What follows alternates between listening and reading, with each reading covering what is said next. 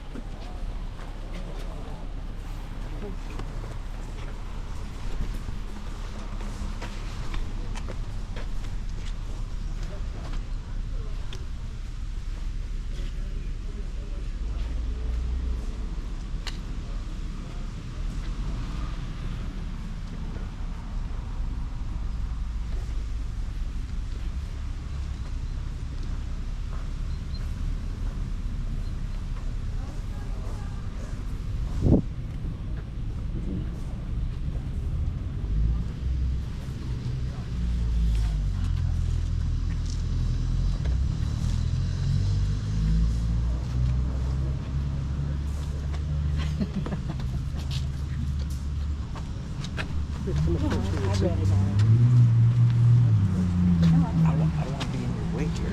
Oh, I Yeah. can. Okay. Well, I can see what's at top of it. Yes, you So, can. I just don't want to Yeah. boxing you Yeah. out here or anything. Okay. Okay, welcome to the Outer Carrick, the old church. This is all new. It was added on after the war, but take a walk around the back side of the church. You can see a lot of the damage, particularly up on the back tower. You can see the grooves made by exploding shrapnel. Also out front, there's a tree that took a mortar went off right in front of it, and you can see where the tree was torn open, but it continued to grow. And you'll see that out front. So this is the site, as I said, from where we were at the Hartenstein, between the 17th and the 25th, the perimeter has to shrink back to here. And it's just right around from here down, just a couple hundred yards down to the Nader Rhine. Just on the other side of the trees is the Rhine. If you see a car driving along, that's driving along a dike on the other side of the river. So you'll see how close it is. This was all woods. When Roy Urquhart falls back from Hartenstein, he's bringing his survivors here. Kate DeHorst has already been caring for a lot of the wounded in her home and in the church. And they've got there's foxholes all around here. The foxholes are mainly being manned by wounded paras. Urquhart gets the order on the 25th that he's to withdraw. He's clearly not very happy about it, but there's really no choice. And so, as just after dark, some Royal Engineers lay some white engineering tape from here straight down to the river through the woods. So at around midnight is when they're going to start moving across.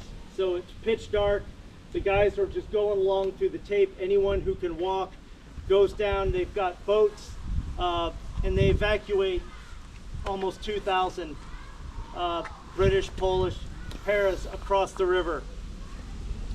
Roy Urquhart, once he gets across, soaking wet, steps out of the boat on another muddy bank, and he slips and his pants actually fall down. And Boy Browning, who was the overall airborne commander, was on the other side, and Urquhart talked about being covered in mud, holding his pants up, and reporting to his boss. So very tough on the airborne guys, and it's going to be almost a month before one more rescue mission is going to be undertaken, and it just so happens it's Easy Company that undertakes that mission, and we'll see that after lunch today. So the importance of this place, those who remained, the chaplain stayed behind, the medic stayed behind to surrender to the Germans. And like I said yesterday, one of the most heartbreaking things is that Arnhem is just down there, and after lunch, before we go to the island, we're going to go down to Arnhem, across the John Frost Bridge, over to the island to begin our afternoon. And is to know that Arnhem, we had troops right up to the other side of the river, and this is September, and Arnhem will not be liberated until April 1945. In operation, the operation to get into Arnhem in 1945 is named Operation Anger. Quite notably so. I will make a mention of that high ground I talked about, the Westerbouwing. Just below that, on the other side, is the town of Driel, and there's a ferry boat crossing.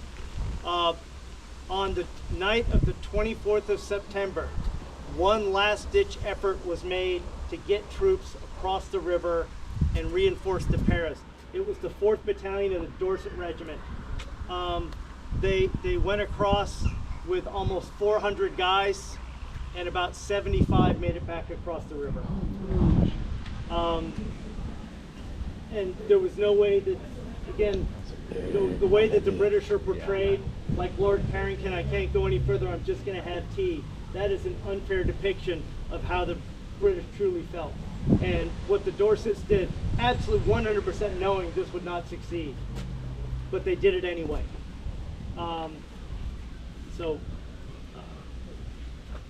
Clearly you see this is something that the Dutch are very grateful for and are very proud of, by all the reenactors and the flags and how how important this is to everyone. And the fact that you see these young kids out here, I was just mentioning that when I played Army as a kid, it was nowhere near as cool as that. Out in the woods, find a stick that looks like a Tommy gun, and that was sort of the best you could do. So does anybody have any questions? Okay, I'll give you about 10 minutes. I do recommend walking around to the back of the church and out front to see the ferry. Then we'll go ahead and get back on the bus, and we'll pop up to lunch. Yeah. I know those are like Tibetan flags. Good afternoon. Good afternoon. Welcome. Oh, jeez.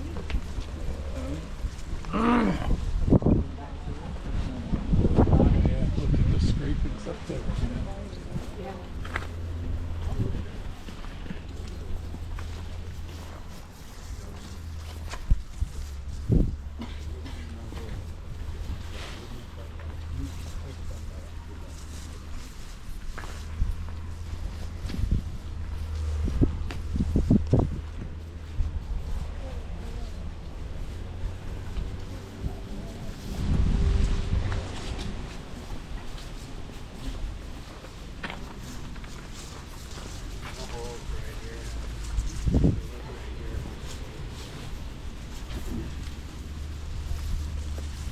Oh, sure enough.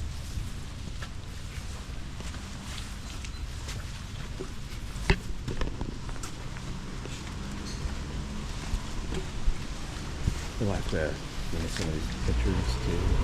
What's that? You'll have to give me some of these pictures. I'm gonna try and upload. I need to do big photo dump onto our WhatsApp.